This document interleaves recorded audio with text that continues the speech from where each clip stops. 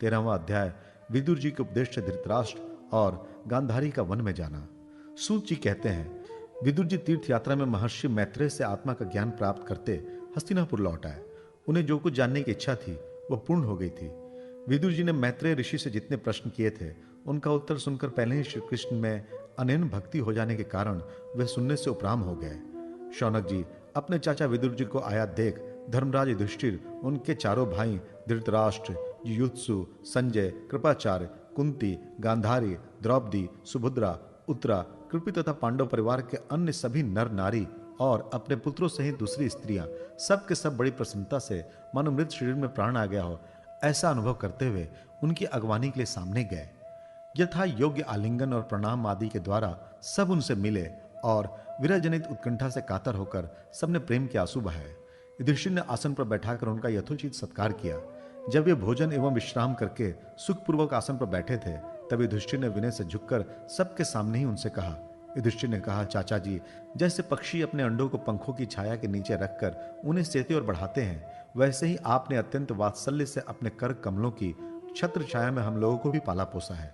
बार बार आपने हमें और हमारी माता को विषदान और लाक्षागृह के दाह आदि विपत्तियों से बचाया है।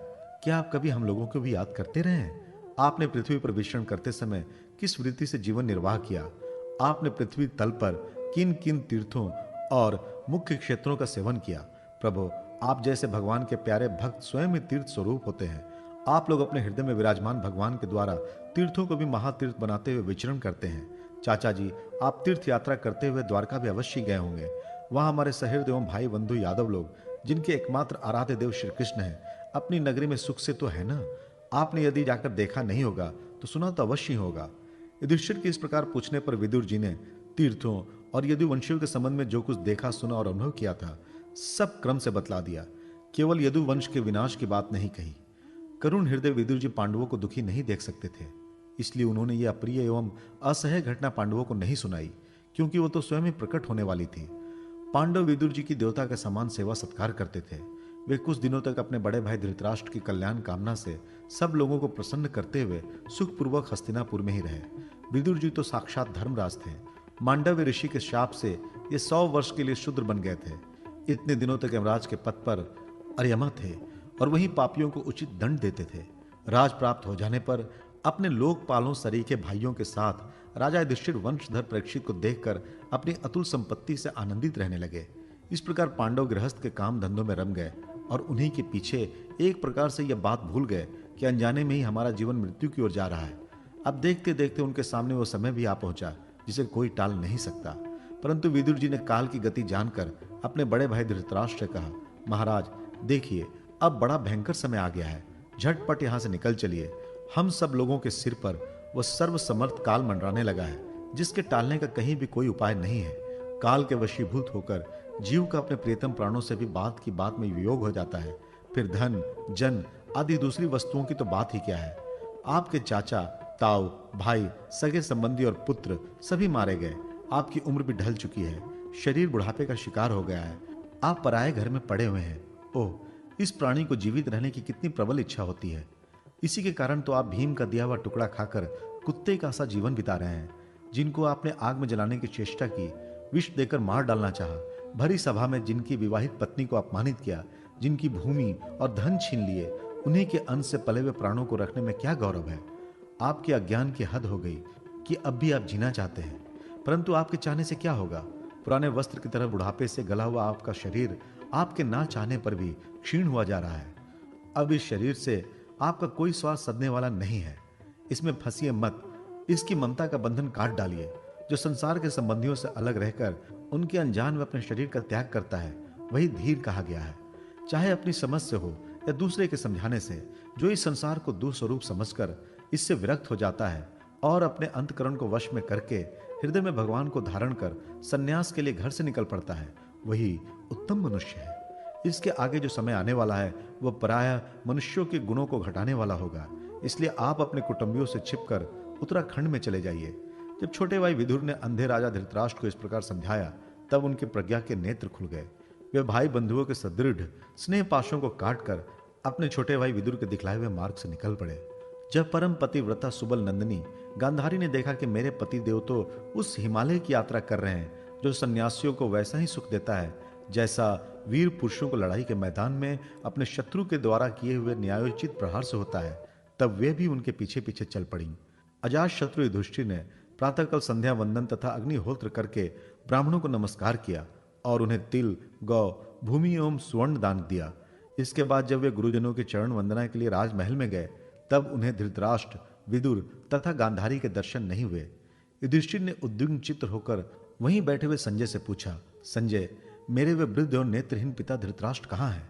पुत्र शोक से पीड़ित दुखिया माता गांधारी और मेरे परम हितैषी चाचा विदुर जी कहाँ चले गए?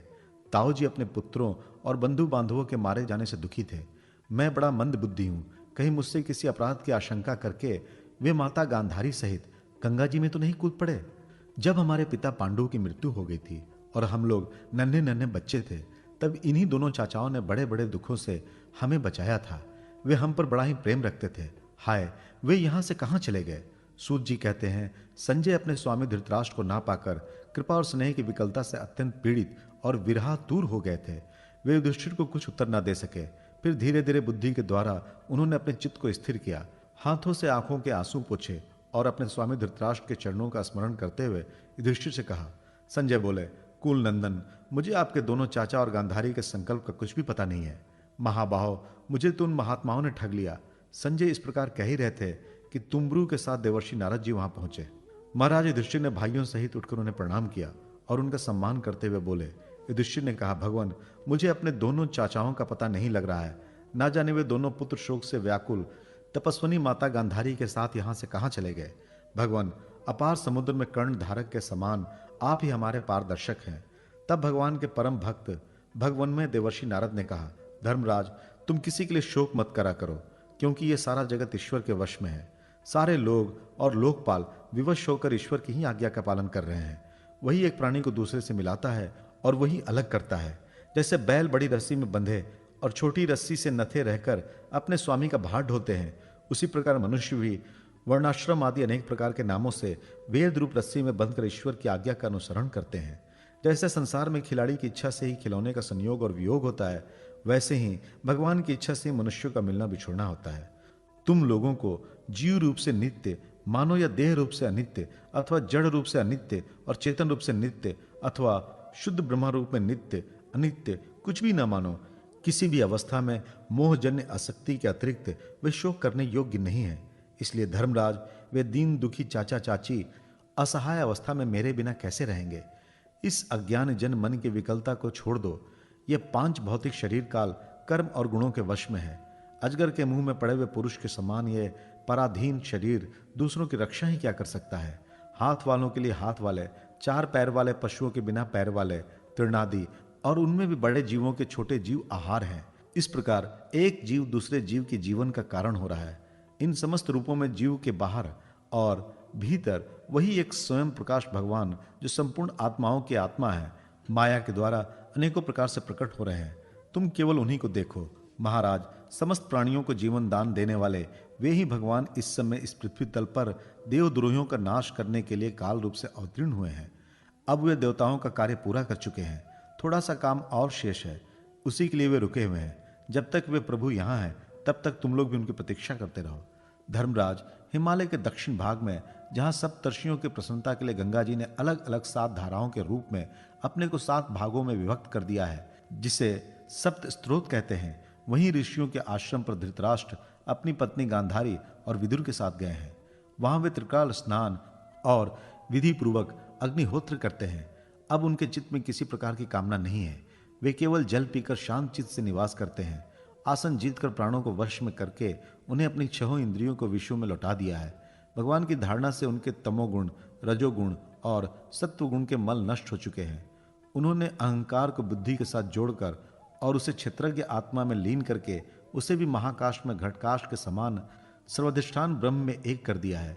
उन्होंने अपनी समस्त इंद्रियों और मन को रोककर समस्त विषयों को बाहर से ही लौटा दिया है और माया के गुणों से होने वाले परिणामों को सर्वथा मिटा दिया है। समस्त कर्मों का संन्यास करके वे इस समय ठूंठ की तरह स्थिर होकर बैठ गए हैं। अतः तुम उनके मार्ग में विघ्न रूप मत बनना। धर्मराज, आज से 5वें दिन वे अपने शरीर का परित्याग कर देंगे और वो जलकर भस्म हो जाएगा। गार प्रत्यादि अग्नियों के द्वारा पर्णकुटी के साथ अपने पति के मृतदेह को जलते देखकर बाहर खड़ी हुई साध्वी गांधारी भी पति का अनुगमन करती हुई उसी आग में प्रवेश कर जाएंगी। धर्मराज, विदुर जी अपने भाई का आश्चर्यमय मोक्ष देखकर, हर्षित और वियोग देखकर दुखित होते हुए वहां से तीर्थ सेवन के लिए चले जाएंगे। देवर्षि नारद यो कहकर तुम्बुरु के साथ स्वर्ग को चले गए। धर्मराज युधिष्ठिर ने उनके उपदेशों को हृदय में धारण करके शोक को त्याग दिया।